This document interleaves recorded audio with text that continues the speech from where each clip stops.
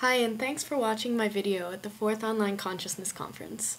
My name is Adrienne, and I'll be speaking to you from my office here in Toronto about empty thoughts and the problem they raise for higher-order theories of consciousness. This presentation is a shortened version of the original paper, which you can find on the CO4 website. One of the persisting problems in the philosophical discussion of consciousness is explaining what makes some mental states conscious. Higher-order theories of consciousness provide one explanation. A mental state is conscious if and only if there is an appropriately caused higher-order representation of that state. Bloch has recently raised a challenge to this view, motivated by the possibility of empty higher-order representations. An empty higher-order representation represents some first-order state, when in fact there is no first-order state to serve as the object of that higher-order state. For brevity, I'll call these empty thoughts. According to Bloch, the possibility of empty thoughts leads to an inconsistency in the higher-order theory of consciousness. Bloch's argument has spurred a defense of higher-order theories on empirical grounds. In this paper, I'm going to argue that the empirical evidence presented in support of higher-order theories doesn't motivate a compelling response to Bloch's argument from empty thoughts. So I'll begin by saying a little more about higher-order theories of consciousness. Higher-order theories aim to explain what makes some intentional mental state conscious, and to do so in ordinary representationalist terms. In particular, the higher-order theory commits us to the claim that a mental state is conscious if and only if that state is represented by a further mental state caused non-inferentially. Now, the higher-order theory of consciousness has an intuitive ring to it. A mental state is conscious just if the subject is aware of that state in the right kind of way. As Bloch points out, the challenge for the higher-order theorist is to explain how an unconscious first-order state, combined with an unconscious higher-order state, somehow yields a phenomenally conscious state. Bloch's argument in his recent 2011 paper attacks the principle expressed by Hott, which is a common commitment of all higher-order theories. Bloch argues that if empty thoughts are possible, then the sufficient condition and the necessary condition of the higher-order view turn out to be incompatible. The problem can be summarized briefly. To meet the sufficient condition, one must have a higher-order representation caused non-inferentially. But if the higher-order representation is empty, then there is no first-order mental state, so the necessary condition cannot be met. There is no first-order state which is represented by that higher-order state. An empty thought can meet the sufficient condition without meeting the necessary condition of the higher-order view. Bloch gives the following example, which I've illustrated in the slides in the head labeled empty thought. A subject has a higher-order representation to the effect that she is seeing something green at some time, t, but in fact she's not experiencing something green at t. Though there is a higher-order representation, there is no first-order mental state which it represents. So the higher-order thought is empty. In the case of empty thoughts, Bloch points out, there is no first-order state which can be rendered conscious by the higher-order representation. As Bloch puts it, and this is a quote from his paper, there is only one higher-order thought at t, and we can assume it is not self-referential. So there is no conscious episode at t after all. This is a problem for higher-order theories of consciousness because having an appropriately caused higher-order representation of a first-order state suffices for consciousness of whatever that first-order state is about. For example, Rosenthal has claimed that when one has an empty thought, that subject, quote, will still be subjectively aware of oneself as being in whatever state the Hott describes one as being in. According to Rosenthal, some empty higher-order thoughts are conscious, and the content of that conscious state is determined by whatever the higher-order state represents. Bloch's worry is that this claim conflicts with the necessary conditions stipulated by the higher-order view. When the higher-order representation is empty, there is no first-order representation to be rendered conscious, so, according to Hott, there should be no conscious mental state at all. In response to Bloch's argument, Richard Brown, Haquan Lau, and David Rosenthal have argued that there is empirical evidence that some empty higher-order thoughts are conscious. They deny Bloch's conclusion on empirical grounds by showing that some higher-order representations are both empty and conscious. I will argue that the empirical evidence doesn't motivate a compelling response to Bloch's argument in the next section. Though Brown, Lau, and Rosenthal offer several empirical cases, I will focus on one of their strongest examples involving subjects with Charles-Bonnet syndrome. Subjects with one form of Charles-Bonnet syndrome have damage to the early visual processing regions of the brain. These early visual processing areas may be necessary for first-order visual representation. For example, visual perception of motion seems to require activity in visual area V1, which is projected to motor and visual processing areas and then fed back to V1. When there is damage in one or more of the regions in this feedback loop, subjects do not report visual experience of motion.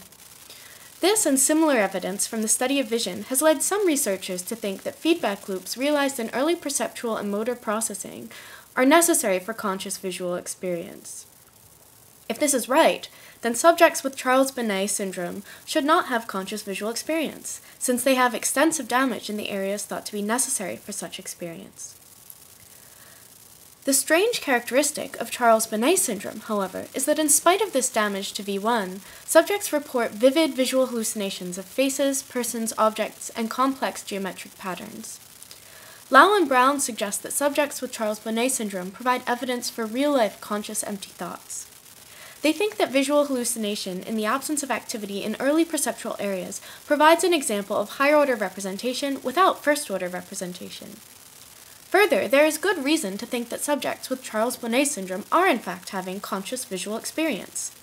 Subjects are able to describe their visual hallucinations in detail and are otherwise cognitively normal. If Lau and Brown are correct, then subjects with Charles-Bonnet syndrome provide an empirical refutation of Bloch's conclusion, an actual case of conscious empty thought.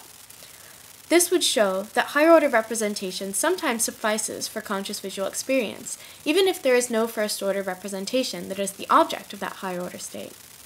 Bloch's conclusion that there is no conscious episode at all would be empirically false. Charles-Bonnet syndrome does indeed seem to show conscious visual experience in the absence of early perceptual representation.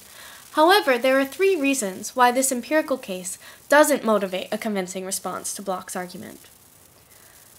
The strongest reason is that even if Lau and Brown are correct that Charles-Bonnet syndrome provides an example of a conscious empty thought, this doesn't address Bloch's worry that the necessary and sufficient conditions of the higher-order theory are incompatible. Bloch's point is not to deny the possibility of conscious empty thoughts. Rather, he argues that the higher-order view at once predicts that empty thoughts will be conscious because they meet the sufficient condition, and won't be conscious because they fail to meet the necessary condition. His worry, then, is not that empty thoughts are impossible, but rather that the higher-order view cannot give a coherent account of them. There is a more charitable reading of the empirically motivated counterargument. In response to Bloch, the proponent of higher-order theories of consciousness might argue that the existence of some first-order state is not part of the necessary conditions for state consciousness. The empirical cases show that it can't be. Instead, all that is required is that some higher-order state represents as though there were a first-order state. The problem with this response is that it undermines the explanatory aim of higher-order theories of consciousness. One of the main virtues of the higher-order theory of consciousness is that it explains how some first-order mental states are conscious. A first-order state is conscious just if it is the object of a higher-order state. Now we discover that there are some cases in which there is a higher-order state with no first-order state, empty thoughts, and some empty thoughts are conscious. How could a higher-order theory explain how this mental state is conscious? Well, it can't be that the first-order mental state is rendered conscious by the higher-order state, since there is no first-order state. So if any state is conscious, it must be the empty higher-order state. But now we seem to be right back at the explanatory starting point. Some empty higher-order states are conscious, but what makes them conscious? It's not that they're represented by some further third-order state. After all, subjects with Charles-Bonnet syndrome are not conscious of being conscious of a hallucinatory visual experience. They're conscious of the hallucinatory visual experience itself. The higher-order theorist is left with the same mystery which motivated her view in the first place. She is left without an explanation of what makes some empty thoughts conscious. This is the very problem that confronts a first-order theory of consciousness, and which the higher-order theory set out to explain. Empty thoughts show that this problem recurs. A third problem with the example of Charles-Bonnet syndrome is that it is unclear whether it is actually a case of conscious empty thought. Higher cognitive and higher order states are not synonymous. Showing that a subject lacks critical brain activity for early visual processing doesn't show that she lacks the ability to form first-order representations, since she could still make first-order judgments or hold first-order beliefs about objects in the world. For example, my judgment that my coffee cup is red is a first-order mental state. It is about the coffee cup and its color. Sometimes a judgment is based on perceptual experience, as when I judge that the cup is red by looking.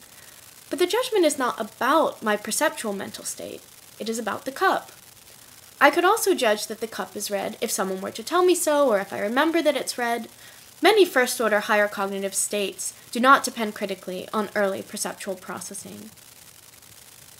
If we allow that some higher cognitive states, like judging, believing, or remembering, are conscious mental states, then we have an alternative way of explaining the symptoms of Charles Bonnet syndrome. Rather than posit empty thoughts, we could say that subjects have conscious higher cognitive states. They judge that there's a face in front of them, but the judgment is not a higher-order judgment about their first-order perceptual mental state. It is a first-order judgment about the external world and the face they claim to see, including its visual properties and location. There may be something it's like to judge that there is a face before me. If this is right, then the example of Charles Bonnet syndrome doesn't raise a counterexample to Bloch's conclusion. It is not an example of an empty, higher-order thought. Rather, it is an example of a mistaken first-order judgment about the world. Distinguishing between higher cognitive states and higher-order states opens up a new way of interpreting one of the strongest empirical examples for empty thoughts. On this new interpretation, the empirical evidence does not present a counterexample to the conclusion of Bloch's argument from empty thoughts. However, even if we accept the interpretation of Charles Bonnet syndrome that is more problematic for Bloch, the higher-order theory of consciousness nevertheless runs aground of the very explanatory problem it was supposed to solve. As I have argued, the higher-order view cannot explain what makes some empty thoughts conscious. Regardless of which interpretation of the evidence we favor, the case of Charles Bonnet syndrome does not motivate a compelling defense of the higher-order theory of consciousness. So my claim in this paper was that the possibility of conscious empty thoughts shows that the higher-order view cannot do the explanatory work it set out to achieve. Higher-order theories of consciousness can't provide an account of some conscious mental states. Rather, the higher-order view encounters the same explanatory problems as the first-order view at the level of empty thoughts. If we are after a satisfying explanation of phenomenal consciousness, I believe that these arguments show that the higher-order theory does not provide. Thanks again for listening to my talk. Please be sure to share your thoughts, comments, and criticisms on the discussion forum for my paper at the Consciousness Online Conference.